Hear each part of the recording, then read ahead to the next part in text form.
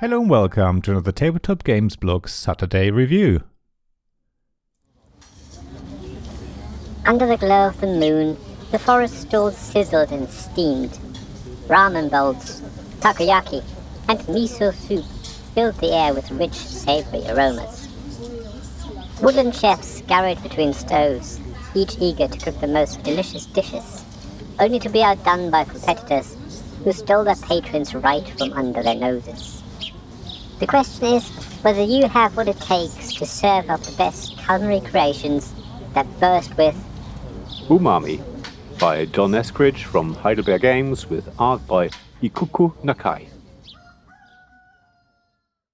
Umami is all about creating dishes from 3 ingredients each, all of which are represented by cards.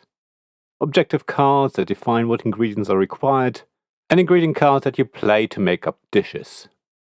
Yet despite its cutesy artwork, the game is very fierce and cutthroat.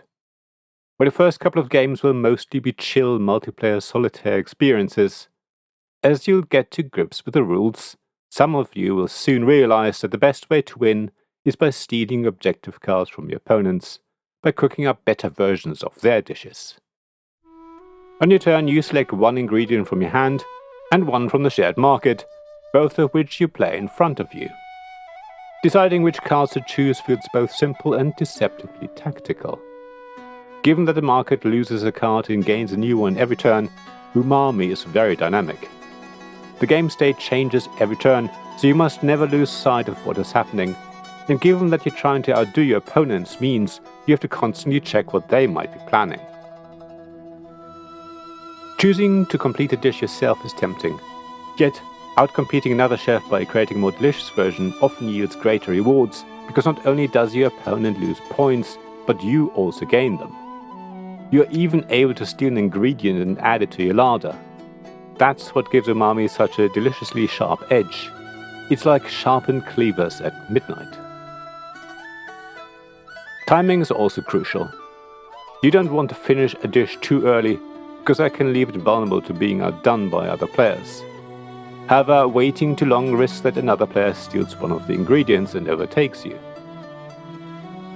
Visually, Umami is like a cute animal manga. I was going to say that the art by Ikuku Nakai is really fitting, but actually, as I said, the game is far from cute. Even so, it draws players into the forest festival setting with strong colors and expressive animal characters. The ingredient cards evoke a Studio Ghibli atmosphere and are visually bright and strong, making it easy to distinguish the colors even if you're colorblind. The tactile quality of the cards is satisfying with sturdy cardstock that supports repeated plays.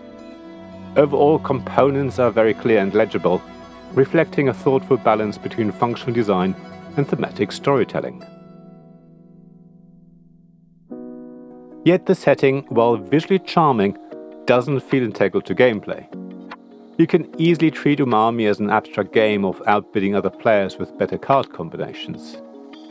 Maybe the cute illustrations try to soften the blow when another player ruthlessly steals an objective card or an ingredient from you. Maybe the game tries to remind players that they're not just great chefs, but also performers competing to attract the most patrons. Whatever it may be, Umami excels at creating memorable moments through its direct negative player interaction, as long as you like this sort of thing. The satisfaction of successfully outcompeting an opponent, or the sudden stabbing pain of having one's dish stolen, is the heartbeat of the game. For the right group, this will be a lot of fun. For others, it may feel a bit too much.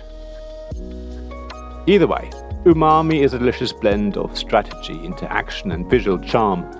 It's a great choice for casual gamers and competitive groups alike. Its easy to learn rules, super quick setup, and lovely components make it inviting to new players, while the push and pull of stealing and timing offers a good amount of depth for the seasoned chef amongst us. Each session carries a sense of story and tension in a very short amount of time. The juxtaposition of cutthroat gameplay and cutesy art style creates a weird sensation. Players are going to be surprised when they realize how cool this game actually is. As a light game, you will find that Umami will get a little repetitive after a number of plays. Despite the shuffled ingredient deck and set collection strategies, Creating a lot of variation, over time the tactical options will start to feel very familiar.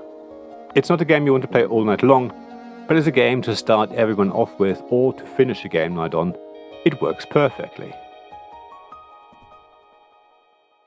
Thank you for listening to this Tabletop Games Blog's Saturday Review podcast. Please check the description below for links mentioned in this episode, as well as to the written version of this article on the blog. If you enjoyed this episode, please subscribe, give us some stars or leave a review.